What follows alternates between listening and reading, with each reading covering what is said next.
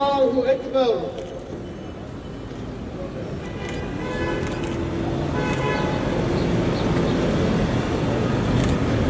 Allahu Ekber.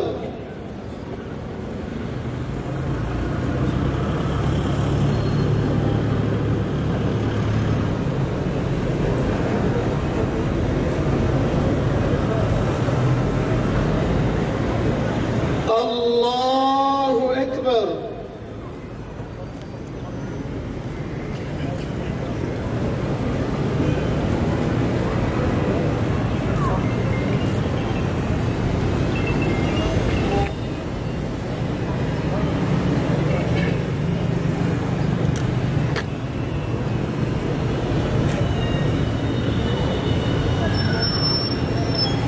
Allahu Ekber.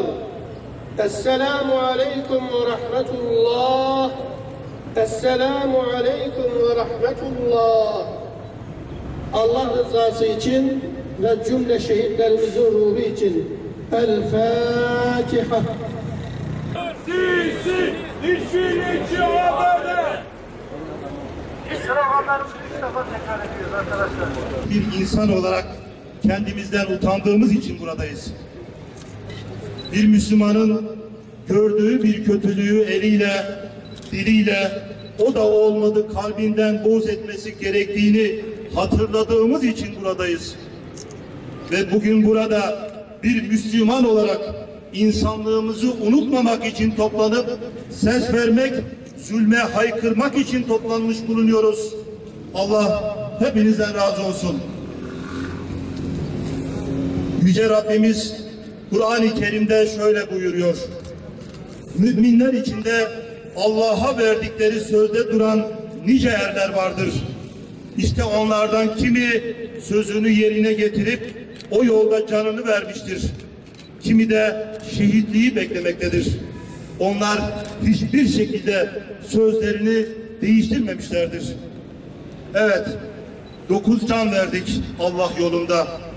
9 fidan, gencecik, tertemiz yüzlü kardeşlerimizi sunduk Rabbimize. Kan verdik, yeryüzünün damarlarına umut olsun diye. Zulmetmedik, zulme rıza da göstermedik. Ancak gözü dönmüş zalimler tarafından yine zulme maruz kaldık. Değerli kardeşlerim, geçmiş bir tarihte Mısır'da yine aynı sahneyi yaşamıştık. Firavunlar gözlerini kırpmadan kan akıtıyor, çocukları katlediyorlardı. Kundaktaki bebekleri, anne kucağındaki masum çocukları öldürüyorlardı. Zulmediyorlar, hayat hakkı tanımıyorlardı. Ancak seriül hesap olan Yüce Rabbimiz onların tuzaklarını başlarına geçirivermişti. Karşılarına Hazreti Musa'yı çıkarmıştı. Onların saltanatını da başlarına yıkmıştı.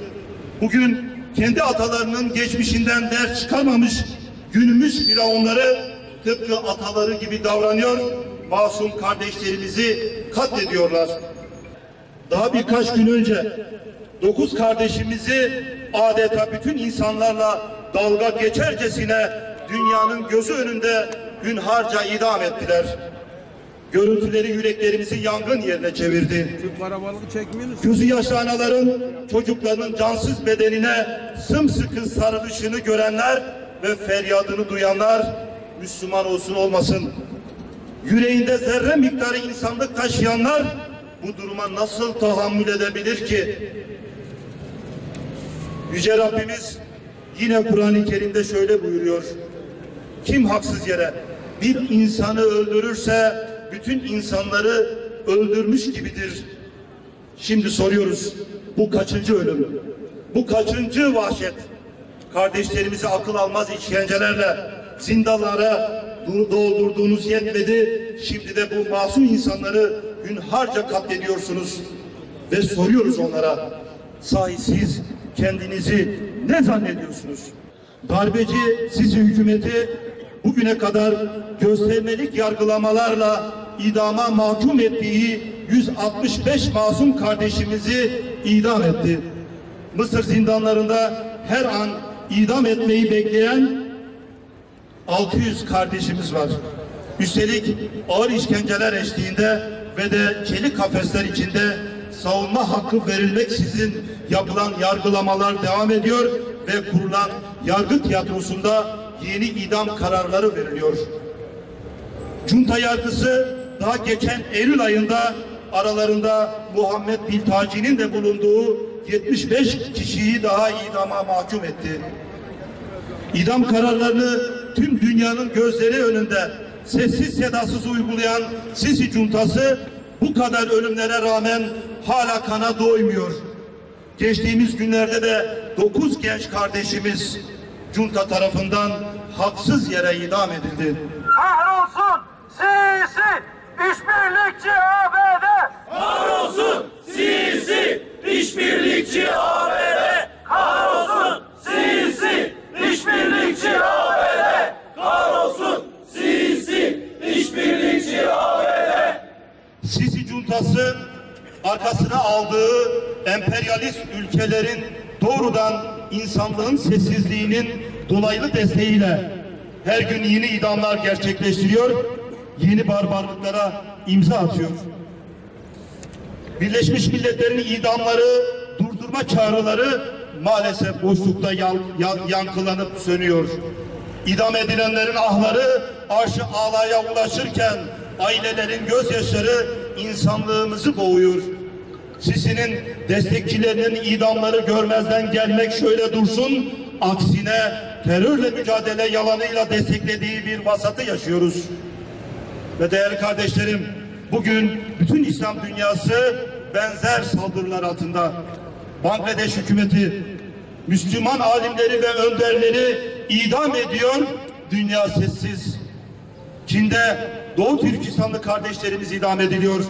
1 milyon Doğu Türkistanlı kamplarda işkence görüyor, dünya sessiz. Filistin'de her gün siviller, masumlar katlediliyor, dünya yine sessiz. Arakan'da idamlar, katliamlar, sürgünlerle soykırım uygulanıyor, dünya sessiz. Yemen'de masumlar katledilip halk açlığın soğuk ellerine terk ediliyor, dünya yine sessiz. Suriye'de Allahu Ekber! Tekbir! Allahu Ekber! Tekbir! Allahu Ekber! Tevhid! La ilahe illallah! Suriye'de her gün varil bombaları, kimyasallar, işkence ve tecavüzlerle insanlık yok ediliyor ve dünya yine sessiz, yine sessiz. Ve İslam dünyasının neresine bakarsanız kan, gözyaşı, savaş, katliam ve idam var. Mısır'da yaşananlar bir kez daha göstermiştir ki dünyada saflar aslında nettir. Bir taraftan emperyalizm ve onların işbirlikçi kuklaları, diğer tarafta sömürülen ve ezilen kitlelerle onların sesi olma onurunu canlarıyla ödeyen vicdanlı insanlar. Demokrasi, insan hakları ve özgürlük nutku çekenlerle İslam dünyasını kana bulayanlar aynı safta ve aynı kesimler. Mazlum toplumların ve Müslümanların haklarını savunanlar ise dünyada yalnızlaştırılmaya, itibarsızlaştırılmaya ve yok edilmeye çalışılıyor. Sisi Juntası ve destekçilerini bir kez daha kınıyor ve lanetliyoruz. Mısır'da idam edilen genç kardeşlerimizin şehadetleri vesilesiyle kendilerine Allah'tan rahmet, ailelerine ve bütün İslam ümmetine başsağlığı diliyor.